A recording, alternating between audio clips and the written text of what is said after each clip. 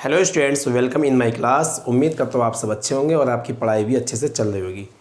जैसा कि हमने लास्ट वीडियो में एक कॉन्सेप्ट देखा था जो टेंस का कॉन्सेप्ट था, तो उस कॉन्सेप्ट को आप कभी भी स्किप मत करना क्योंकि उसमें एग्जांपल मिलते हैं आपको। इसी तरह से आज हम जो देखेंगे मिसलेनियस देखेंगे, कुछ कॉन्सेप्ट यानी कुछ नहीं, काफ़ी सारे कॉन्सेप्ट इसमें आ जाएंगे। और मैंने एक बात देखी, आप एसएससी का कोई से भी प्रैक्टिस सेट उठा लो, क्वेश्चन बहुत ईजी होंगे, बस उसके जो लैंग्वेज है ना उसको समझने का तरीका होना चाहिए इंसान के पास। आज अब यही क्वेश्चन है हमारे पास। पहला क्वेश्चन है, you must dash your career with all seriousness. पहला आप आंसर लगा लो। फिर दूसरा क्वेश्चन है, Raman could not be able to think logically because of his illness. ये दो क्वेश्चन है, आंसर लगाइए। चलो, लगा लिया होगा आंसर आपने। तो पहला क्वेश्चन है हमारा, यू मस्ट रिक्त स्थान your career with all seriousness. पहला पढ़ के देखते हैं, you must complete your career. तुम्हें तुम्हारा कैरियर पूरा करना चाहिए। भाई लॉजिकली गलत है, कैरियर कैसे पूरा करते हैं हम? नहीं। फिर दूसरा ऑप्शन देखो, you must follow your career with all seriousness. तुम्हें तुम्हारे करियर को फॉलो करना चाहिए। करियर को फॉलो कौन करेगा रे? नहीं करता कोई। किसी चीज़ को फॉलो कर सकते हैं, कैरियर को फॉलो कौन करेगा? फिर आता, you must persuade your career with all seriousness. Persuade का मीनिंग होता मनाना, बहलाना, फुसलाना, मनाना कुछ करने के लिए। तुम्हें मनाना चाहिए तुम्हारे कैरियर को। कैरियर को कैसे बना सकते हैं? नहीं बना सकते। आंसर होगा परस्यू। परस्यू होता है पाने की कोशिश करना या पीछे पड़े रहना। पाने की कोशिश करना या पीछे पड़े रहना। और परसुएड होता मनाना, जिसका सिनोनिम होता कॉक्स, बहलाना, फुसलाना। ठीक। नेक्स्ट क्वेश्चन है हमारा, Raman could not be able to think logically because of his illness. अब बच्चों ने ये पढ़ा होगा, मैंने पहले एक कॉन्सेप्ट करा भी रखा, ज़्यादा मैं समझाऊंगा नहीं इसमें क्योंकि मैंने पहले करा चुका हुआ है।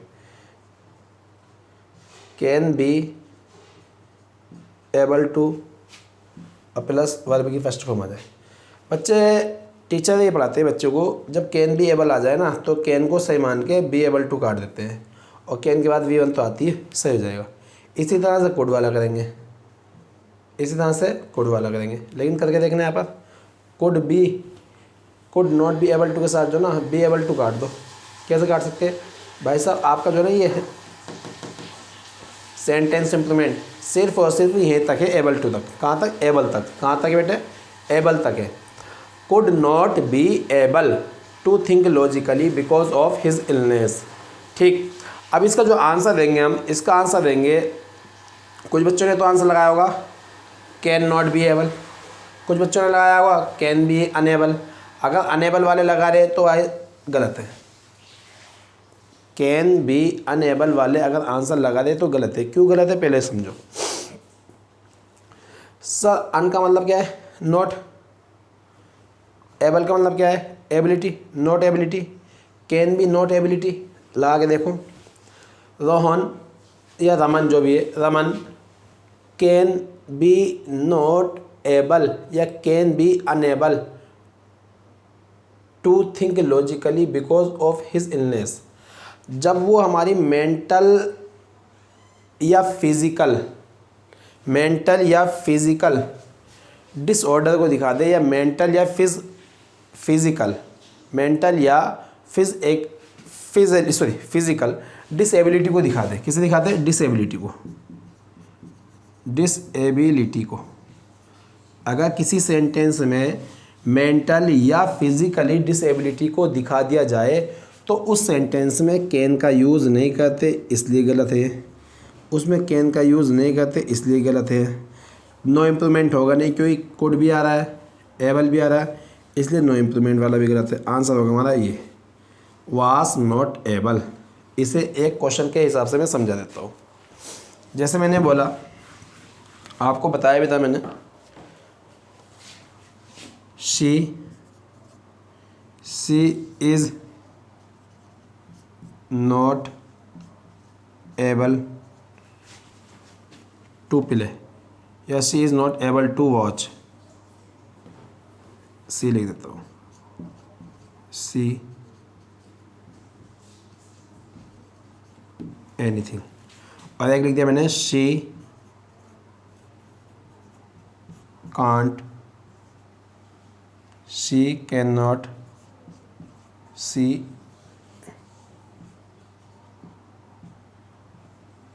एनीथिंग। देखो एक बार लिखा है कांट सी, एक बार लिखा इज़ नॉट एबल टू सी। जब वो नॉट एबल लिखा है, क्या लिखा उसने, नॉट एबल, तो नॉट एबल को बेटे मैं क्या लिख सकता हूँ, नॉट एबल को मैं क्या लिख सकता हूँ, डिसेबल लिख सकता हूँ। नॉट एबल को मैं क्या लिख सकता हूँ, डिसेबल लिख सकता हूँ। क्या लिख सकता हूँ बेटे, डिसेबल। क्या लिख सकता हूँ, डिसेबल लिख सकता हूँ। और जब इंसान कोई डिसेबल हो गया तो वो क्या हो गया, अपंग हो गया। क्या हो गया, अपंग। अपंग मतलब हैंडीकैप हो गया। तो यहाँ पर सी क्या हो गई, हैंडीकैप हो गई। She is not able to see anything, मतलब ये सी क्या हो गई, अंधी हो गई, ब्लाइंड हो गई। नॉट एबल लिखने से पता है ये सी क्या बन गई, ब्लाइंड बन गई, मतलब अंधी हो गई। ठीक। दूसरा देखो, शी कांट सी एनीथिंग। अगर शी के साथ कांट सी एनीथिंग लिखा है तो शी नहीं देख सकती। नहीं देख सकती मतलब क्योंकि वहाँ पर लाइट नहीं है। थोड़ी देर के लिए नहीं देखने के लिए कांट लगाएंगे, और जब इंसान परमानेंट हो जाता या फिज़िकली ऑकवर्ड हो जाता है तो भाई एक बात याद रखना, हमेशा नॉट एबल टू का यूज़ करते हैं। ठीक है, नॉट एबल टू का यूज़ करते हैं, इसे नोट करें आप।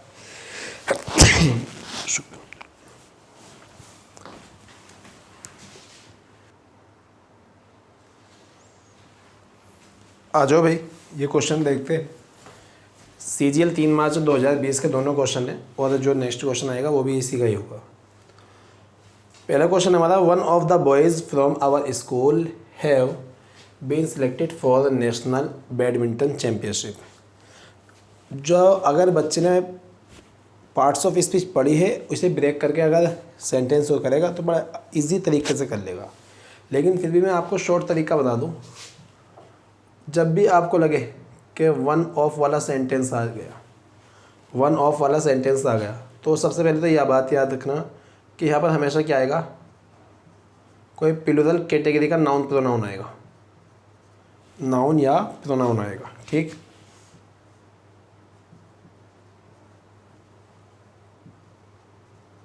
नाउन या प्रोनाउन आएगा। और जो वर्ब आएगी, जो यहाँ पर वर्ब आएगी वो आएगी हमेशा सिंगुलर वर्ब। कैसी वर्ब आएगी, सिंगुलर, क्योंकि सब्जेक्ट हमारा ये होगा, ऑफ होगी हमारी प्रीपोजिशन, और ये जो भी लिखा होगा ये होगा प्रीपोजिशन का ऑब्जेक्ट। तो वर्ब का आएगी, ये आएगी। ठीक, और आगे चल के जो यानी कि ऑब्जेक्ट बनेगा इस वर्ब का, वो कुछ भी हो सकता है। ठीक है, नाउन प्रोनाउन कुछ भी हो सकता है। तो मैं देखो वन ऑफ आया, वन ऑफ आया, द बॉयज़ आया, द बॉयज़ इस ऑफ प्रीपोजिशन का ऑब्जेक्ट हो गया। फिर अलग से एक प्रीपोजिशन है, अवर स्कूल क्या है, इसका ऑब्जेक्ट है। लेकिन यहाँ पर हैव बीन सिलेक्टेड नहीं आएगा भैया, वन के अकॉर्डिंग जो वर्ब आएगी ना वो आएगी has. One of the boys, छात्रों में से या लड़कों में से एक को हमारे स्कूल से चुन लिया गया है, सेलेक्ट कर लिया गया है, तो एक को चुना गया ना, सबको नहीं चुना गया। एक के लिए वर्ब क्या आएगी हमारी, हैज़ आएगी, for national badminton championship. Next question देखो, I can swim very fast when I was only 5। सबसे पहले तो देखो बेटा, हमारी जो ब्रिटिश इंग्लिश है और इंडियन इंग्लिश है और अमेरिकन इंग्लिश में थोड़ा फ़र्क होता है। हम जो बोलते हैं इंडियन इंग्लिश में, जैसे मान लो कहीं पर रेट है तो हम बोलते हैं 50 रुपीज़ ओनली। नहीं भैया, ओनली जो होता है ना, ओनली वो नंबर से पहले लगता है। ठीक है, नंबर से पहले लगता है, बाद में नहीं लगता, ये ध्यान रखना। तो आई can swim very fast when I was only 5, जब मैं 5 साल का था। एक सेंटेंस देता हूँ मैं तुम्हें, जैसे मैंने बोला आई गो टू दिल्ली यस्टरडे। तो आई गो टू दिल्ली यस्टरडे, मैं दिल्ली जाता हूँ बीते हुए कल, या गया था बीते हुए कल। सर यस्टरडे आया, पास्ट का टाइम है, तो यहाँ पर क्या आएगा, यहाँ गो नहीं आएगा, यहाँ पर आएगा हमारा वेंट। इसी तरह से वेन के साथ जो क्लोज लिखी होती है वो क्या होती है, टाइम क्लोज होती है। वो क्या होती है बेटे, वेन के साथ लिखी क्लोज टाइम क्लोज होती है, टाइम क्लोज होती है। अगर यहाँ टाइम पास्ट है हमारा तो यहाँ भी पास्ट ही होगा, तो यहाँ पर कैन नहीं होगा, क्या होगा बेटे, कुड होगा। अब मैं बता दूँ किस किस के साथ आएगी, वेन के साथ, एज सून एज के साथ, एज लॉन्ग एज के साथ। मैं लिख भी देता हूँ, तो ये सेंटेंस बता देता है ये वाला। टाइम क्लोज कौन कौन से कंजंक्शन बनाते हैं, when, as soon as, as long as, until, ठीक है। When, as soon as long as, until, before, after.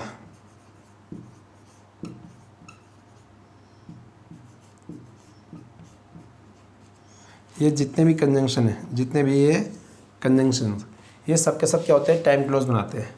और टाइम क्लोज जब हमारा बनेगा, यानी कि जो टाइम क्लोज बन जाएगी, जैसा टाइम होगा वैसा उसकी वर्ब होगी मेन क्लोज की।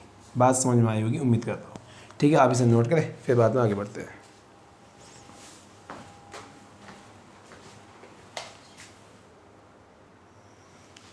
आ जाओ बेटे, ये क्वेश्चन है, अच्छा क्वेश्चन है ये भी, और इस तरह के क्वेश्चन मिलते हैं हमारे, ठीक है। घबराने की ज़रूरत नहीं है, रमज़ान बाद भाई ये सारे के सारे क्वेश्चंस जितने भी आपके मैं बोर्ड पर करा दूंगा, किस तरह से, चैप्टर वाइज के, और आपको यही क्वेश्चन करा दूंगा बेफिक्र हो, ठीक है। क्वेश्चन हमारा, the prime minister along with the other ministers have left for America, ठीक है। अब इसमें ऊपर तो एरर नहीं लगा की थी, लेकिन आपके सामने 4 ऑप्शन लिखे हुए, 4 ऑप्शन में से चूज़ कर लो। इसी तरह से सेम क्वेश्चन आया हुआ है एसएससी सीजीएल 2022 3 यानी 3 मार्च को। तो आंसर क्या लगाया बच्चों ने आंसर कुछ ना कुछ तो लगाना पड़ेगा यहाँ पर, क्योंकि नो एरर वाला तो है नहीं इसमें यहाँ पर। तो भाई साहब याद रखना, ये जो एलोंग विद होती है ना, एलोंग विद एक प्रीपोजिशन होती है, क्या होती है, प्रीपोजिशन। जब ये प्रीपोजिशन हो गई, द अदर मिनिस्टर से क्या हुआ, इसका ऑब्जेक्ट हुआ। तो प्रीपोजिशन किसके अकॉर्डिंग आएगी, द प्राइम मिनिस्टर के, सॉरी वर्ब किसके अकॉर्डिंग आएगी, द प्राइम मिनिस्टर के। तो यहाँ पर हैव आएगा, हैज़ आएगा, सर हैज़ आएगा। तो मतलब यहाँ पर क्या गलती है हमारे, सी पार्ट में गलती। तो इसे हैव को काट के क्या कर लेंगे, इसे भी काट दो थोड़ी देर को, हैज़ लेफ्ट कर देंगे। इसी तरह से एक क्वेश्चन लिख दो, जैसे मैंने बोला, they are like me, they are like me some doctors, like me some doctors।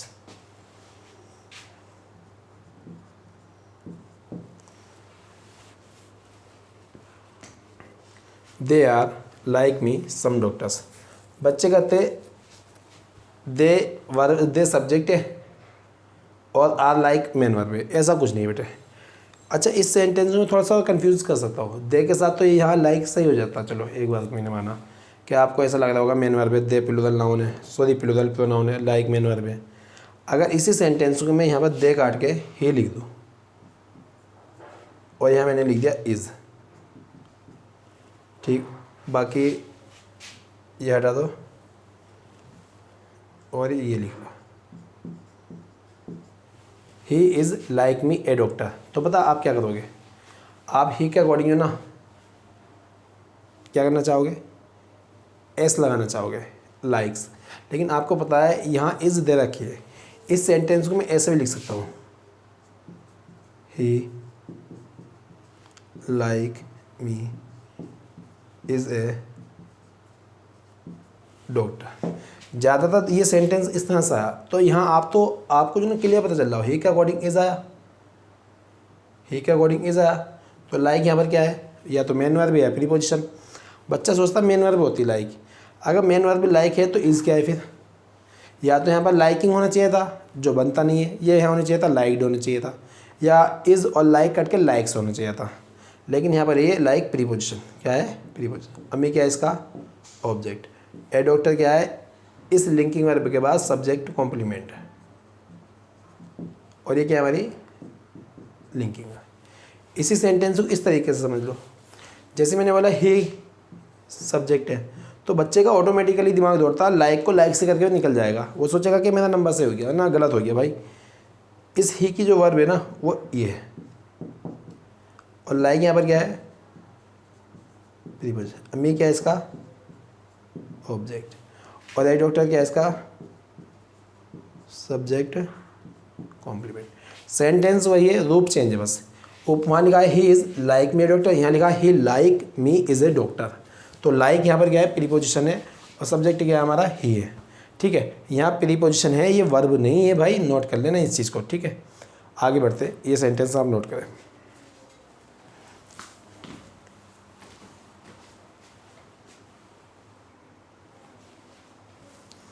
आ जाओ भाई, ये क्वेश्चन देख लेते हैं, और ये क्वेश्चन है आपका एसएससी सीजीएल 2016 का, ठीक है। एसएससी सीजीएल 2016 लिख लेना आप, SSC CGL 2016। A black and white goat were grazing. तो हमारा ये सेंटेंस इम्प्रूवमेंट है, मतलब इतने पोर्शन में, जहाँ ये ब्रैकेट में बंद है बस इतने पोर्शन में हमें चेंजेस करने हैं। तो आंसर क्या लगाओगे आप, the white and the black goat, a black and a white goats, black and a white goat, no improvement. बस जो बच्चा होशियार होगा, होशियार मतलब यानी कि जो स्मार्ट होगा, तो वो सेंटेंस को अच्छे से पढ़ता है, ध्यान से पढ़ना। अगर ध्यान से पढ़ ले तो भाई साहब वर लिखा है, वर क्या लिखा है वर, GOAT गोट सिंगुलर नाउन होता है और गोट्स प्लूरल नाउन होता है। तो भैया यहाँ पर गोट है इस वजह से गलत, यहाँ गोट है इस वजह से गलत, गोट होगा नहीं इस वजह से ये गलत। Option number B is the right answer. Sir इसमें एक चीज़ और छुपी है, जब तुम्हें लगा ना कि जानवर अलग अलग है, जानवर बहुत सारे हैं और अलग अलग कलर के, एक ब्लैक है और एक वाइट है, एक ब्लैक है एक वाइट है, तो आर्टिकल भी यानी कि दोनों का अलग अलग देना पड़ेगा, दोनों का अलग अलग देना पड़ेगा। मतलब एक ब्लैक गोट है और एक वाइट गोट है, जब जाके गोट्स बनी, जब जाकर गोट्स बनी और वर्ब इसलिए प्लूरल आई, ठीक। यहाँ पर दो बकरियाँ हैं ना कि एक बकरी। बकरी देखो दो, सुनो मान लो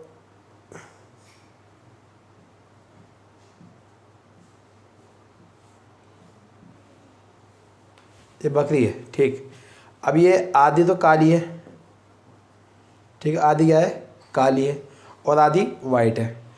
तो अगर एक ही बकरी है, आधी काली आधी ब्लैक, यानी कि आधी ब्लैक और आधी वाइट, तो मैं लिखूँगा the black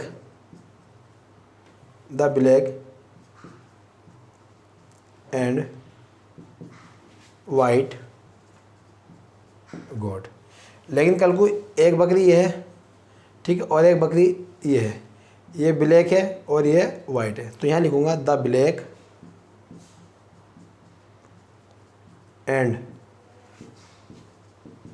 the white goats. एक ब्लैक बकरी है और एक वाइट बकरी है, और बाद में जो गोट्स आ रहा है वो दोनों के लिए आ रहा है, ठीक है। अगर दो है तो अलग अलग आर्टिकल, एक ही है कॉमन है तो कॉमन आर्टिकल हो जाएंगे। इसे नोट करो, फिर आगे बढ़ते हैं।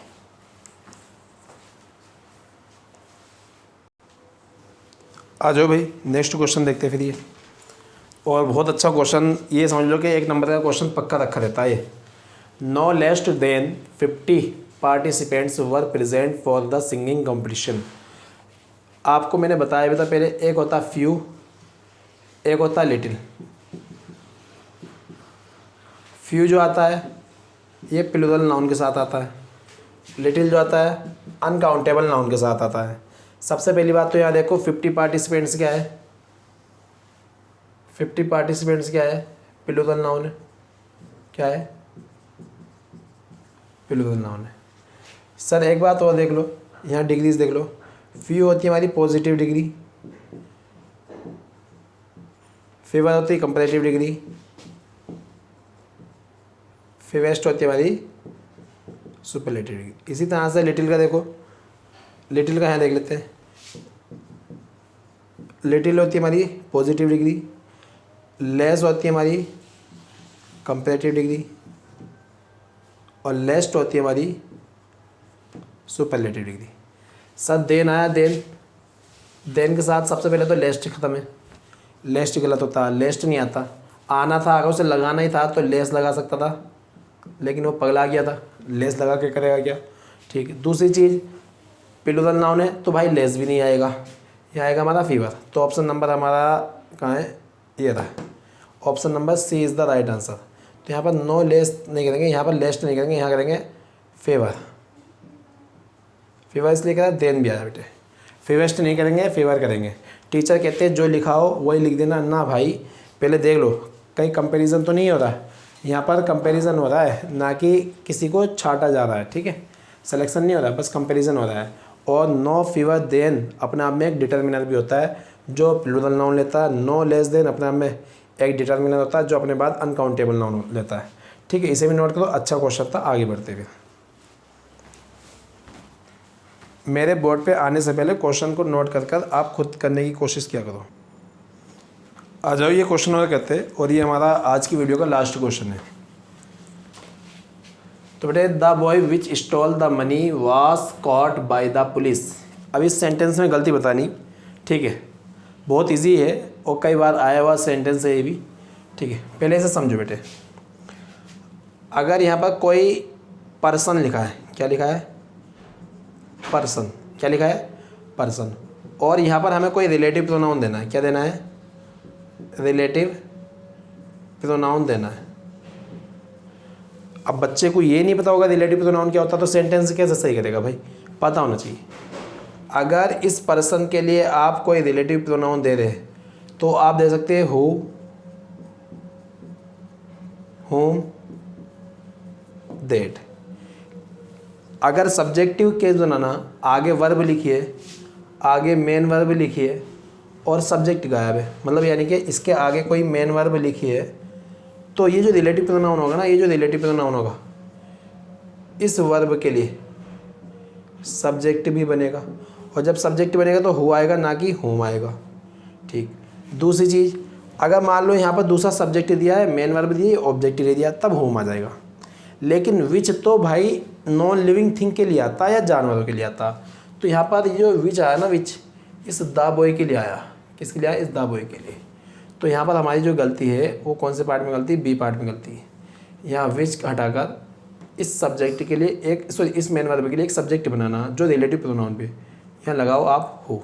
ठीक है, उम्मीद करता हूँ आपको ये समझ में आएंगे क्वेश्चन, और जिन बच्चों ने ये कर रखे तो उनके लिए बहुत ज़्यादा इजी है, और जिन्होंने नहीं पढ़े थे तो थोड़ा थोड़ा मैंने हिंट दिया, आपको बताया। आज की वीडियो में थोड़ा कम समझाया है चीज़ों को, लेकिन आने वाली वीडियो में ज़्यादा से ज़्यादा आपको इंक्रीज़ कराया जाएगा। ठीक है, मिलते हैं नेक्स्ट वीडियो में। Thanks for watching this video.